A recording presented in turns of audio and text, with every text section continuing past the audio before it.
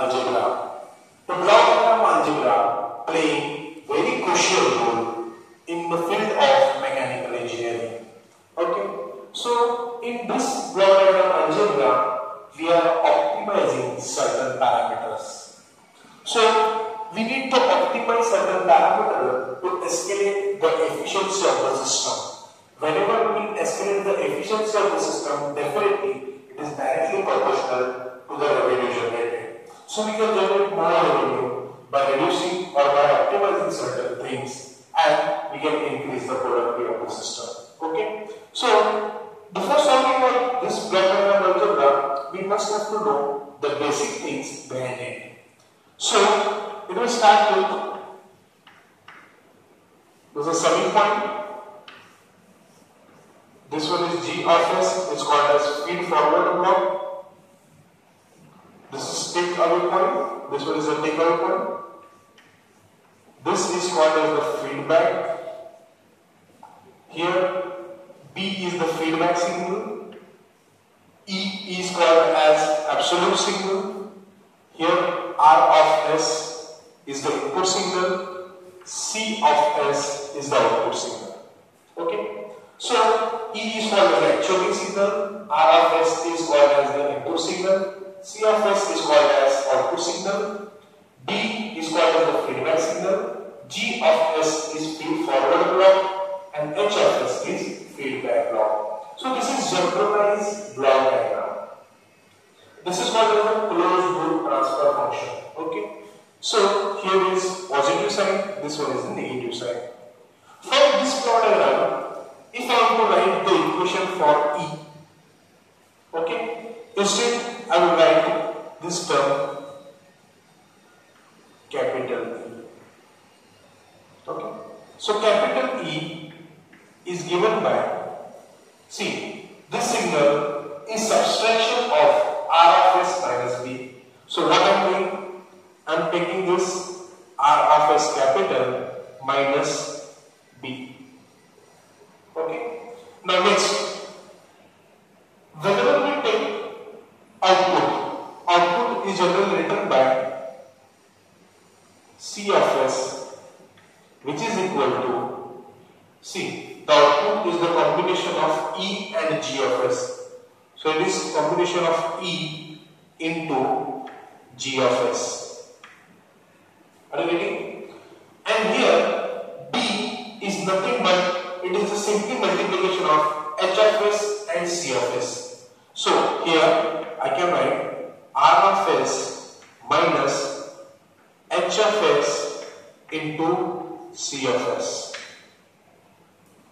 These two different equations we are getting by solving for E and C of S. Now what I will do, I will put the value of E from this equation into this equation. So C of S will become, E is what?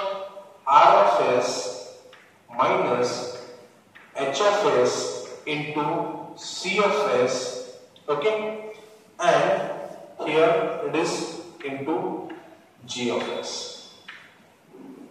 Okay, so what I will do, I will simply multiply G of S into the bracket. So what will happen?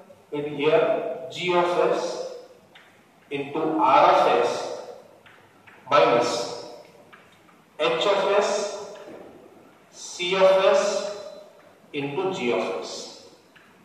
Okay.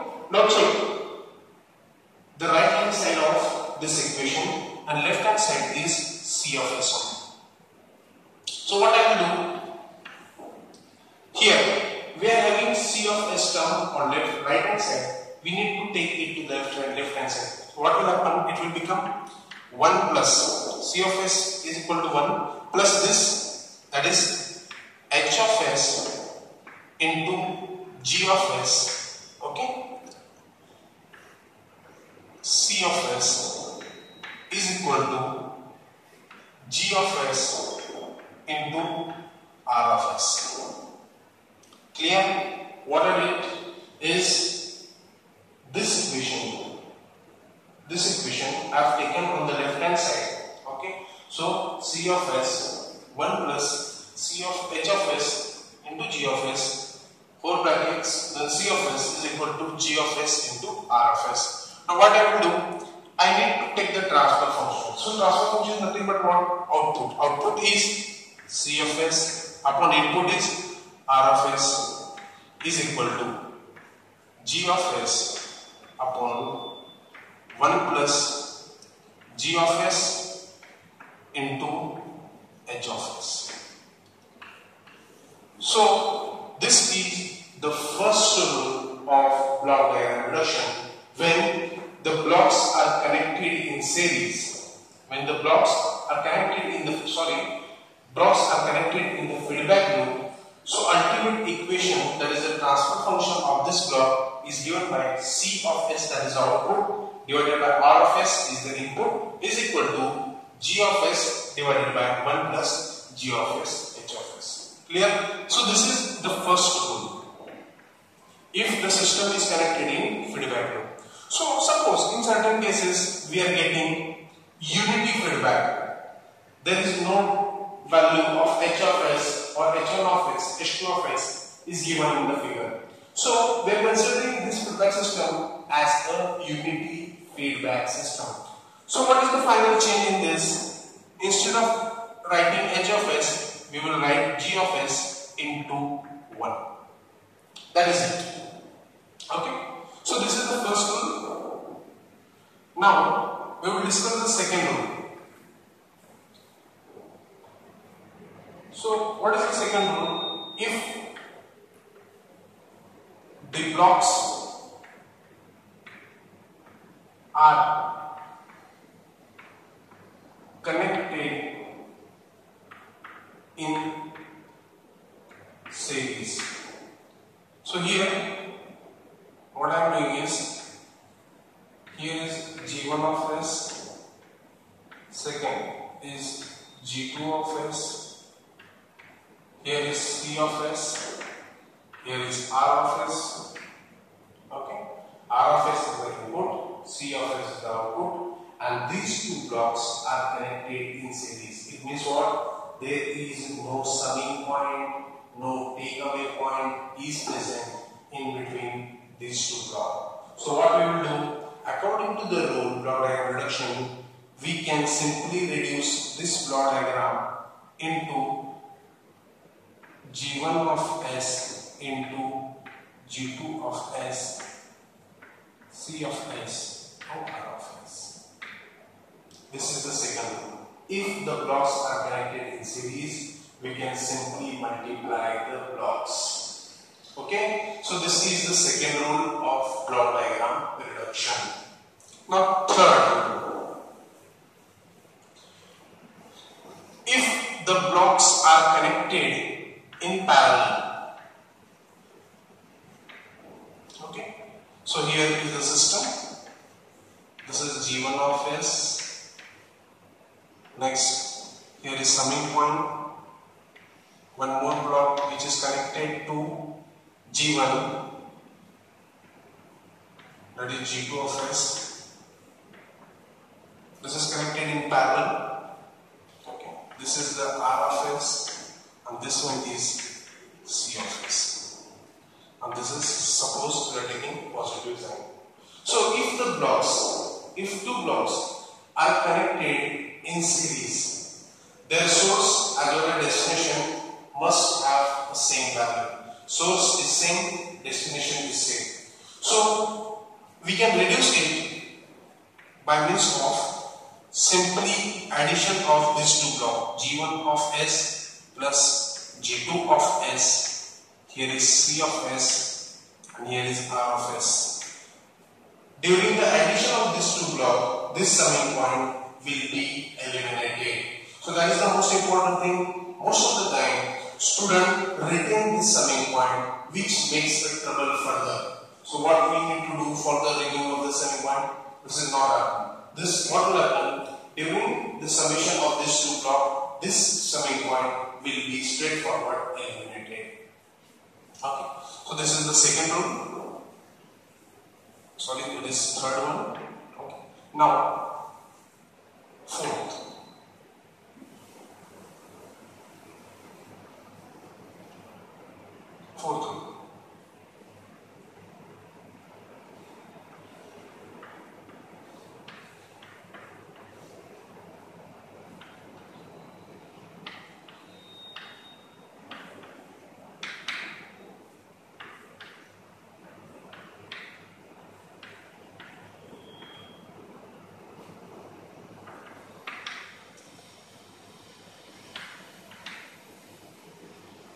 summing points are connected in series and there is no block or takeaway point is present in between these two, we can simply add or merge these two summing points. How we can see?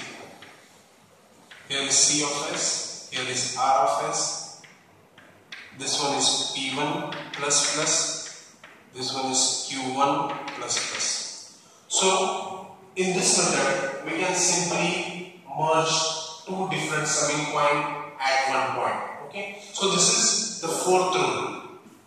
Next, if the number of inputs coming towards the summing point are at one point, see P1 and Q1, these are two more inputs that are facing towards this summing point. So in fifth rule, what fifth rule is saying us that we can simply split these two summing points. C of S, here is P1, here is Q1 plus plus plus plus. So in that rule, if summing points are merged at a single point, we can split them apart. So that is the fifth rule. Now next, rule number 6.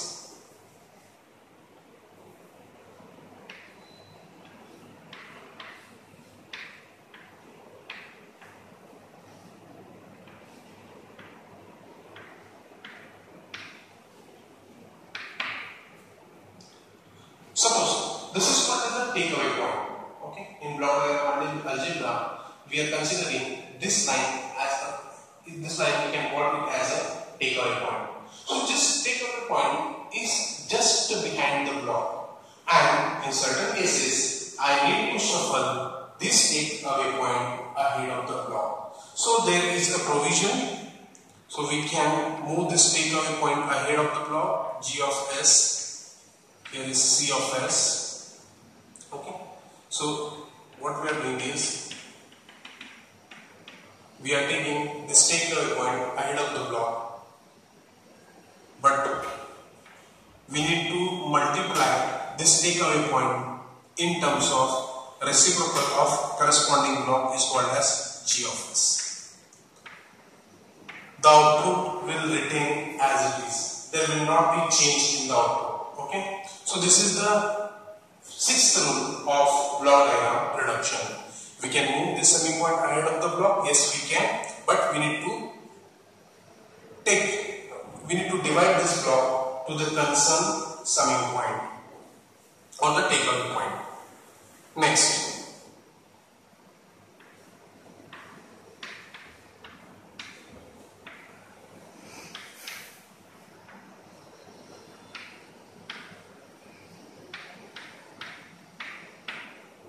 if there is a block and one summing point which is located behind the block, and in certain cases we need to relocate this summing point ahead of the block, so we can do it. So what is the procedure? So for that, it is G of S will retain as it is. This one is C of S, but here we need to introduce a summing point. This one is suppose plus minus, plus minus.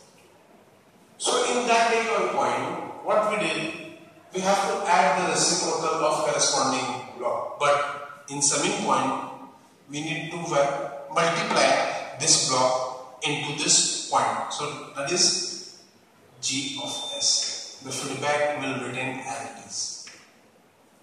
So this is the sixth rule. What is seventh rule? If the takeaway point is located just again ahead of the block, okay, in certain cases we need to relocate it towards the backward direction. So we can take it back, but there is a small change. So this one is R of S. This is block called G of S. Here is C of S. we are taking it back, but we need to multiply this block G of S into the system, so output will not be affected. So this is the 7th rule. Okay. Next,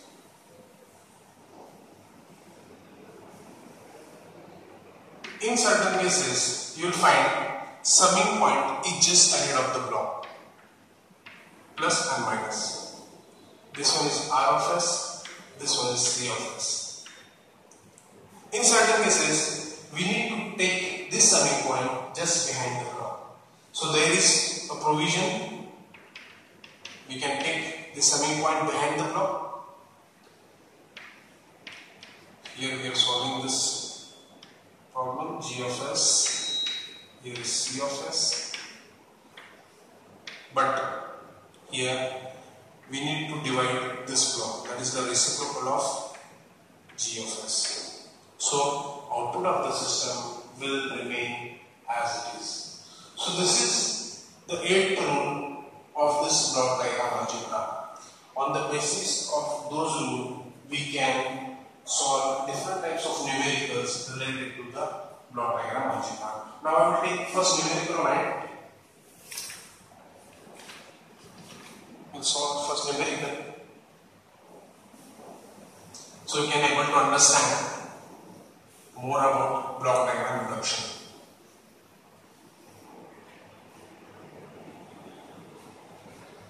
Here is R of S. Okay. Then this is the summing point. The next is G1 of S. Here is G2 of S. One feedback is there. That is H of S plus minus C of S. R of S is the input, G of S is the feed forward block, G2 of S is again feed forward block, C of S is what? Output, H of S is the feedback. How we can solve this problem? It is very simple. Now, the algorithm to solve this problem is, first step, we need to resolve these two blocks. How we can resolve it? These two blocks are connected in series, so what will happen? We can simply multiply this to G1 of S into G2 of S. Now, it is in feedback with H of S. Here is R of S, here is C of S. Now, G1 and G2, these two blocks is now combined. Okay? And these two blocks, that is this combined block, is in feedback with H of S. So we can solve this by means of the feedback first rule. Okay. So it is G1 of S into G2 of S divided by 1 plus G1 of S into G2 of S